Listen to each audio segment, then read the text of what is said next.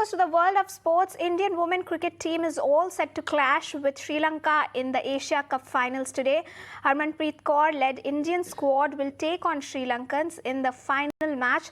The track at the stadium in Bangladesh is getting ready as India would look to reassert their supremacy and aim to win an unprecedented 7th Asia Cup title.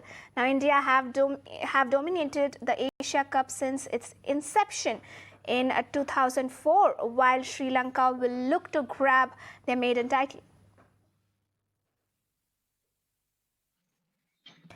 And to add more on this, I'm being joined in by Gaurav Gupta. Now, Mr. Gupta, what will be the biggest takeaway if India wins this final? The biggest takeaway will obviously be a tournament win. We've been lacking a tournament win. We just beat England 3-0 in an ODI series, and we've been pretty good when it comes to bilateral series more or less. But what we're lacking is a tournament win.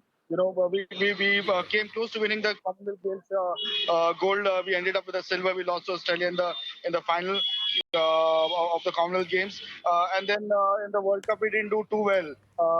So Indian.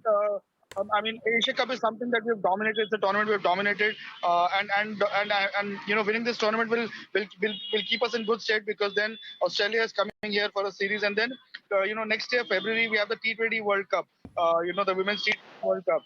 So that should be a this time should work as a nice fillip for that tournament. And then you also have the Women's IPL coming up next March.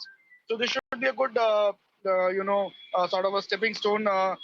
This should help popularize the game even more. I expect a good final, because Sri Lanka have been very competitive. They've beaten Pakistan by 1 run. Pakistan beat India, although India were experimenting in that game, experimenting a lot.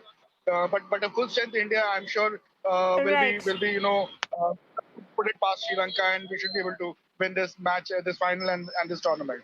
Also, Mr. Gupta, the tournament has brought to fore India's depth, as a younger crop of players have shouldered the burden of taking the teams to the finals.